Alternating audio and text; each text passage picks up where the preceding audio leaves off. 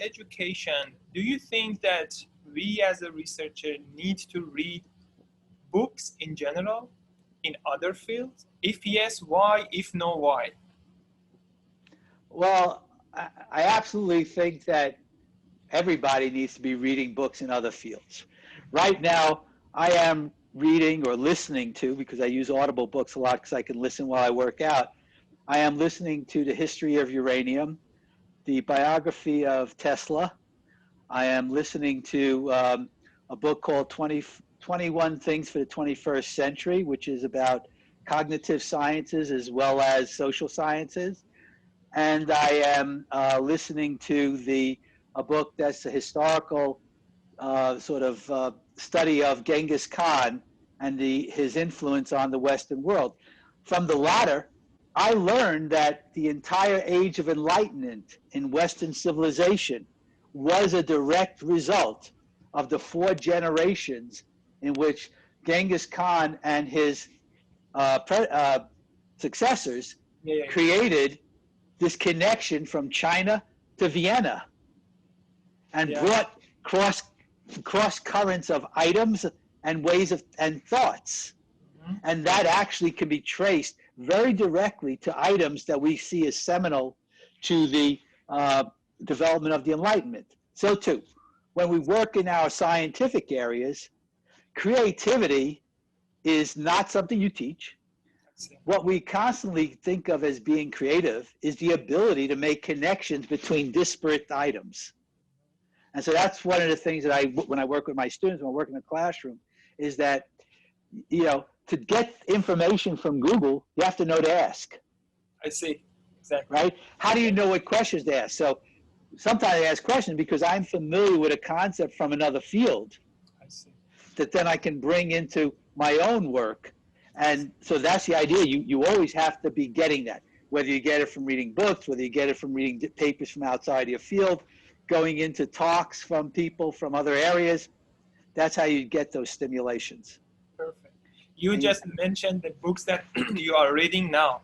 What are your 5 favorite books that impacted your life? I mean, intellectually, psychologically, whatever, if you can just suggest it to the other people. I probably couldn't, right? Because I grew up reading comic books. Okay. But at the same time was fantasy and science fiction. And so at those seminal areas, that's what basically stimulated my curiosity. Reading comic books and reading things like Peter Parker and Batman and those type of individuals who were always inculcating science and technology into their heroic activities. Exactly. So it kind of put into me as a very young 8-year-old, 7-year-old, 10-year-old, the idea that I was going to at one day be that smart, that I was going to be able to whip together this thing that would solve problems, right? So I can't say there was one single book or one single thing. It's the aggregation. My tastes in what I read change. I read a lot of biography, so again, books that I'm also on my thing. I'm listening to the biography of Leonardo da Vinci by Isaacson. And I've read or listened to a few of his works, Einstein. So I like biography. There's one that I read that was the sort of biography of the birth of the transistor. It's called Crystal Fire, and that was again very fascinating to me, to the foibles and the motivations of the people who were involved at that time. I see. In the cutting edge of science.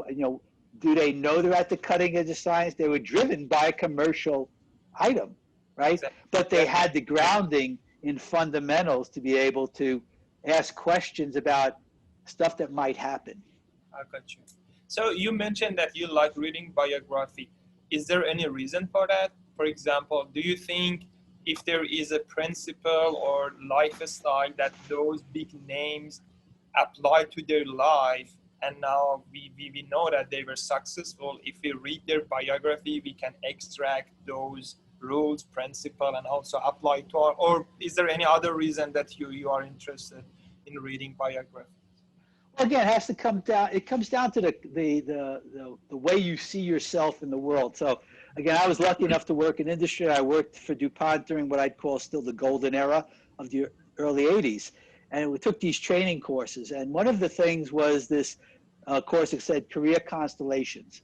And part of the exercise, and this is again something that I do with my students, is I say, identify someone that in your vision right now, if you could live that person's life, I see.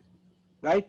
What is about it? What did they do, right? You may see them now and then say, okay, now how did they get there? Gotcha. And how do they live their life day by day that you don't see in general, right? That's where you can figure out, is that your comfort zone, right? And how you might get there and what are the kind of things you have to overcome or have lucky happen to you, that you're lucky it might happen to you, right? So that's the idea of biography, is that it's, again, it's another data point. Gotcha.